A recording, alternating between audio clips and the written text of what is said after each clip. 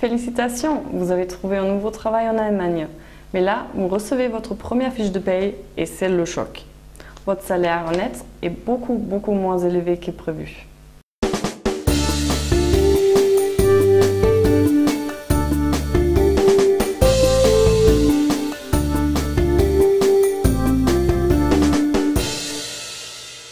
Bonjour, Tania Schmidt pour Connexion Emploi. Aujourd'hui, on est là avec Thomas Derek, conseiller financier. Bonjour Thomas. Bonjour.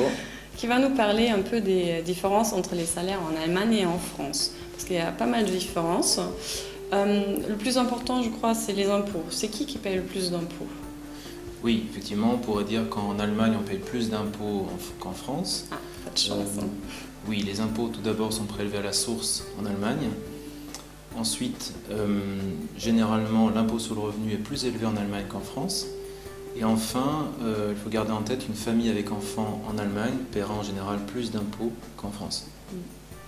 Je connais aussi pas mal de Français qui se plaignent un peu du système de sécurité sociale en France. Mais c'est vraiment mieux en Allemagne? Non, pas du tout. L'Allemagne, on pourrait même dire que c'est moins bien.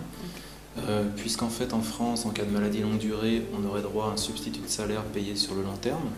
En Allemagne, par contre, en cas d'arrêt maladie, les 6 premières semaines sont payées par l'employeur. À partir de la 7e semaine, ce serait l'assurance santé qui prendrait le relais, en versant environ les 2/3 du net. Et ensuite, au bout d'un certain nombre de mois, à partir du moment où la personne n'est plus considérée comme étant seulement malade, mais bien en état d'incapacité de travail, alors il faudrait une assurance spécifique, une complémentaire, qui prenne le relais.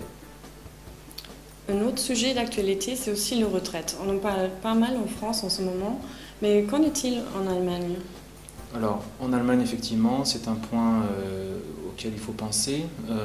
En France, lorsqu'on travaille en tant que salarié, on cotise à la retraite publique de base. On cotise également à la complémentaire ARCO, qui est la caisse des salariés, et l'AGIRC pour certains, c'est-à-dire la caisse des cadres. En Allemagne, par contre, on ne cotise que à la retraite publique de base, et donc il faudrait souscrire à des complémentaires pour compenser ce à quoi on aurait dû avoir droit en France. Donc il y a pas mal de différences entre la France et en Allemagne à prendre en compte avant de prendre une décision. On a les impôts, les charges sociales et les retraites. Donc pour plus d'informations à ce sujet et pour retrouver plus de vidéos de Thomas, consultez connexionemploi.com.